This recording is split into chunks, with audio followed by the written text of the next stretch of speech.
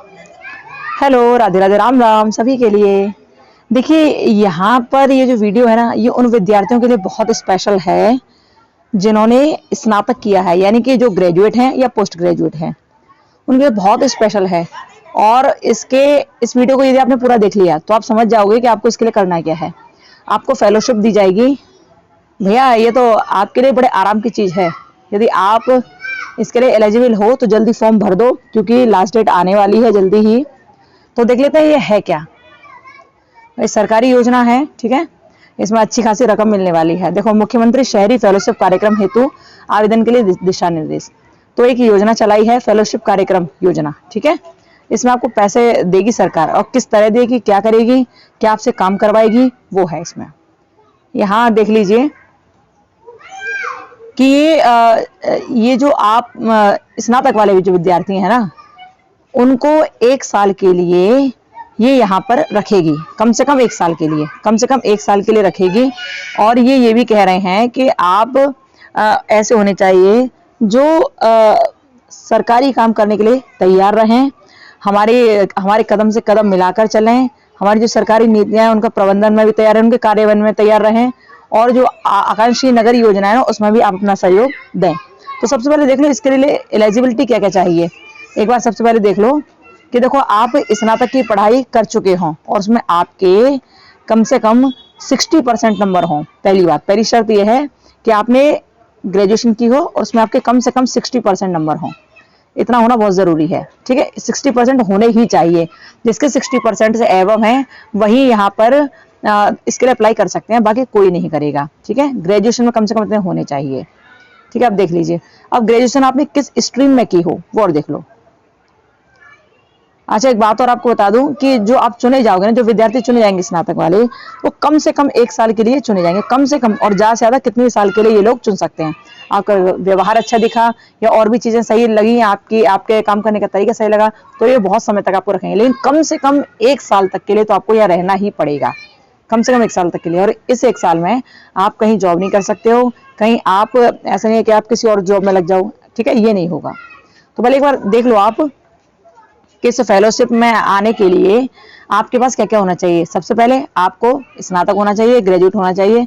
दूसरा, और इन सब्जेक्ट में आपको ग्रेजुएट होना चाहिए। इन सब्जेक्ट में देखो ध्यान से, पहला दे रखा है सब्जेक्ट शहरी नियोजन, डिजाइन, विकास, वास्तुकला, आवास प्रबंधन। या तो आपने इसमें ग्रेजुएट किया हो, ग्रेजुएट हो आप, या इंजीनियरिंग भूगोल में हो, पर्यावरण जलवायु में हो, स्वास्थ्य स्वच्छता पोषण ऊर्जा और नवीकरण ऊर्जा में हो, कौशल उद्यमता विकास में हो, विरासत वास्तुकला इसमें हो किसी में, या डेटा साइंस, आर्टिफिशियल इंटेलिजेंस, ठीक है, इसमें हो, या अर्थशास्त्र, बैंकिंग, वित्त, कर राजस्व, सार्वजनिक नीति। इनमें से किसी में भी आपने यदि ग्रेजुएशन किया है, पढ़ लेना इनको ध्यान से, है ना।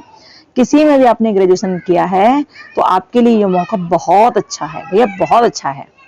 इसमें कोई दिक्कत नहीं है, बड़ा बढ़िया मौका है। देख लो एक बार इनको। इनमें से आपने किसी भी सब्जेक्ट में किया है आपने स्नातक, तो आप इस फॉर्म को भर देना। अब देखो पात्रता क्या है, पात्रता देख लो ध्यान से, क्योंकि सबसे पहले तो यही पता होना चाहिए पात्रता क्या है।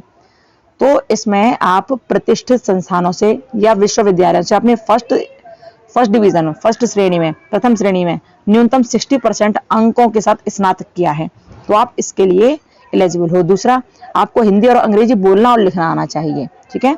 हिंदी और अंग्रेजी बोलना लिखना आना चाहिए। और इधर आपने फर्स्ट डिवीजन से आप पास हो, ग्रेजुएट। आगे देखिए, इसमें यदि आपको कार्य का अनुभव है या किसी भी तरह से चीज, जैसे कंप्यूटर आप चलाना जानते हो, है ना। आजकल तो सभी लोग कंप्यूटर जानते हैं, थोड़ा बहुत तो सभी जानते हैं, तो कंप्यूटर आप चलाना जानते हो तो ये आपके लिए बहुत अच्छी चीज रहेगी। फील्ड वर्क भी आपको मिल सकता है, वहाँ बैठकर काम करने के लिए भी आपको मिल सकता है, बहुत सारे काम है वहाँ, ठीक है। अब आयु सीमा क्या है, आयु सीमा देखिए, इसमें 40 साल से अधिक नहीं होनी चाहिए, 40 साल से अधिक नहीं होनी चाहिए। अच्छा, ये इसलिए निकाला है कि बहुत सारे बच्चे स्नातक करके बैठ जाते हैं लेकिन कोई काम नहीं मिलता, उनके लिए बहुत अच्छा काम है भाई, बहुत अच्छा काम है ये। तो 40 साल से ऊपर एज नहीं होनी चाहिए, और मिनिमम आपकी कितनी भी हो सकती है, लेकिन मैक्सिमम 40 से एबव नहीं होनी चाहिए, ठीक है। भूमिका और दायित्व देखिए यहाँ पर। तो यहाँ पर क्या है, जो आकांक्षी नगर योजना के लिए शोधार्थियों का चयन किया जाएगा ना, इसमें कहना है ये कि इस कार्यक्रम के तहत आकांक्षी नगर योजना के लिए शोधार्थियों का चयन किया जाएगा, ठीक है। आकांक्षी नगर योजना के लिए कार्यक्रम अवधि के दौरान शोधार्थी जिलाधिकारी एवं संबंधित नगरीय निकाय के अधिशासी अधिकारियों के पर्यवेक्षण में कार्य संपादित करेंगे, यानी कि आप इनके अंडर में कार्य करेंगे, ठीक है। अधिशासी अधिकारियों के अंडर में काम करेंगे। और यहाँ सारी चीज दे रखी है, इसकी पीडीएफ आप पढ़ लेना इसको अच्छी तरह से, ठीक है। और इसमें पैसे वैसे भी बड़े अच्छे खासे दिए जा रहे हैं। और तो और आपको डेटा प्रबंधन के लिए, डेटा का संग्रहण के लिए, उसको इकट्ठा करने के लिए आपको टैबलेट भी दिया जाएगा। ये लोग आपको एक टैबलेट उपलब्ध कराएंगे, ठीक है। और यदि किसी तरह से टैबलेट नहीं देते तो उसके बदले पैसे देंगे आपको, ठीक है, उसको खरीदने के लिए। यदि टैबलेट ये लोग नहीं दे रहे हैं आपको तो आपको पैसे देंगे जिससे आप ले सको। अच्छा, इसमें क्या रिपोर्टिंग देखिए, ये जो ऊपर वाली बात आपने देखी है, इन सब के अलावा और क्या क्या है इसमें। इन सब के अलावा इसमें यह है कि मासिक प्रगति रिपोर्ट, जिसमें शोधार्थी द्वारा नीति एवं योजना क्रियान्वयन में चुनौतियों तथा योजना के प्रति नागरिकों के दृष्टिकोण का उल्लेख किया जाएगा। मतलब ये सारी रिपोर्ट्स में जो लिखा जाएगा ये सब आप देख लेना एक बार पढ़ के, ठीक है। या इसका स्क्रीनशॉट ले लो, ऐसे देख लो, पढ़ के आराम से देखना। अच्छा, मानदेय देखो, इसमें पैसा कितना दिया जाएगा आपको। तो जो फेलोशिप कार्यक्रम में चयनित हो जाएंगे ना अभ्यर्थी, जो फेलोशिप कार्यक्रम में चयनित हो जाएंगे, उनको 30,000 रुपये पर मंथ दिया जाएगा। देखो, 30,000 रुपये पर मंथ दिया जाएगा। दूसरा, यदि आपको स्थल पर निरीक्षण के लिए भेजा जा रहा है ना, यदि 30,000 तो महीना आपको मिलेगा ही मिलेगा, लेकिन इसके लिए आपको फील्ड वर्क कोई दिया जा रहा है, किसी चीज के निरीक्षण के लिए भेजा जा रहा है, तो उसके लिए आपको 10,000 रुपये महीना अलग से दिया जाएगा, ठीक है। यानी 30 और 10 40 हो गए। उसके बाद विभाग द्वारा टैबलेट यदि प्रदान आपको नहीं किया गया है तो उस स्थिति में आपको 15,000 रुपये और देंगे ये लोग, ठीक है। तो ये सब इतना आपको दिया जाएगा, यानी 30,000 आपकी मासिक वेतन होगा और 10,000 रुपये आपको दिया जाएगा जो आप फील्ड वर्क पे भेजे जाओगे निरीक्षण के हेतु, और 15,000 वो देंगे जो टैबलेट के लिए होंगे। ये आपको राशि प्रदान की जाएगी। और आपकी नौकरी किसमें लगाएंगे, आकांक्षी नगर योजना के कार्यक्रम में, ठीक है। अब देखिए, इसमें लिखा संबद्धता की अवधि और वार्षिक प्रदर्शन मूल्यांकन। इसमें अवधि क्या है, इसमें कम से कम 1 वर्ष के लिए आपको इनके साथ भाई वो करना पड़ेगा, ठीक है, टाइप करना पड़ेगा इनके साथ, बोले तो एमओयू साइन करना पड़ेगा इनके लिए 1 वर्ष के लिए कम से कम, क्योंकि आप उस 1 वर्ष में कहीं जाओगे नहीं, नहीं जाओगे। इसका इस मतलब ये है कि आप कहीं दूसरी जगह नौकरी नहीं करोगे, आपको यहीं करना है 1 वर्ष के लिए कम से कम। बाकी ये अपने हिसाब से देखेंगे कि कितने टाइम तक आपको रखेंगे, ठीक है। अब देखिए, छुट्टी कितनी मिलेंगे आपको। जो नॉर्मल छुट्टी मिलती है वो तो मिलेंगी ही मिलेंगी, उसके अलावा आप 12 दिन की छुट्टी और ले सकते हो, ठीक है। जिलाधिकारी से आप प्राप्त कर सकते हो, और या इनकी अनुमति लेकर आप प्राप्त कर सकते हो 12 छुट्टियां। जो नॉर्मल छुट्टी रहती है सरकारी वो तो रहेंगी, लेकिन उसके अलावा ये है कि जो 12 दिन की छुट्टी भी आप ले सकते हो, कोई इमरजेंसी आ गई, कोई परेशानी आ गई उसके लिए। अब चयन प्रक्रिया कैसे होगी, तो चयन प्रक्रिया ऐसे होगी, शोधार्थियों के चयन के लिए नगर विकास विभाग की वेबसाइट, देखो ये वेबसाइट है, ये देखो www.anyurban, ठीक है, www.anyurban.upsdc.gov.in, ये है, ठीक है। यूपीएसडीसी की वेबसाइट है, upsdc.gov.in ये है। इस पर आपको ऑनलाइन आवेदन करना होगा। ऑनलाइन आप आवेदन करोगे, फिर आवेदन के साथ 300 से 500 शब्दों में आपको अपना उद्देश्य बताना है कि हम इस जॉब को क्यों करना चाह रहे हैं, ठीक है। 300 से 500 शब्दों में आपको अपना उद्देश्य लिखकर उन्हें देना है कि आप इस जॉब को क्यों करना चाह रहे हो, क्या आपका उद्देश्य है, ठीक है।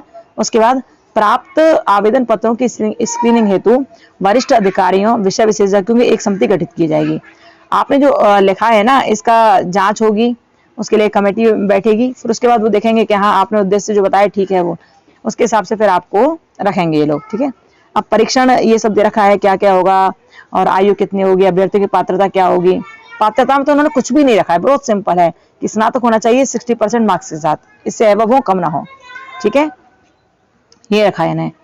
और इन्होंने ये कहा है कि आपने जितने अपने आवेदन किए हैं, यदि आपने एक ही पद के लिए 2 बार आवेदन कर दिए हैं, या अस्पष्ट किए हैं, या उसमें फोटो सही नहीं है, सिग्नेचर सही नहीं, कुछ सही नहीं है, तो उस आवेदन को बिल्कुल कैंसिल कर दिया जाएगा, खारिज कर दिया जाएगा, हटा दिया जाएगा, ठीक है। और आपने फोन नंबर कोई और लगा दिया है, आप उस पर हो नहीं, या कुछ भी है, पुनरावृत्ति आप किसी चीज कर रहे हो, नाम की, फोन नंबर किसी की, तो उसको भी निरस्त कर दिया जाएगा। इसमें वो पात्र होंगे जो स्नातक 60% से किए होंगे, 40% आयु से कम ही उनकी आयु होगी, ठीक है, 40% तक, 40 वर्ष तक माना गया, ओके। और 300 से 500 शब्दों का उन्हें अपना वो उद्देश्य विवरण अपलोड करना है। तो ये सब है, तो इसलिए फॉर्म को भरना बड़े सावधानी से भरना, बहुत आराम से भरना। और आवेदनों का मूल्यांकन कैसे होगा, यहाँ दे रखा है, स्क्रीनिंग की जाएगी, उसके बाद कमेटी बैठेगी, सब होगा। और ये देखिए वस्तुनिष्ठ स्कोरिंग, अब इसमें दे रखा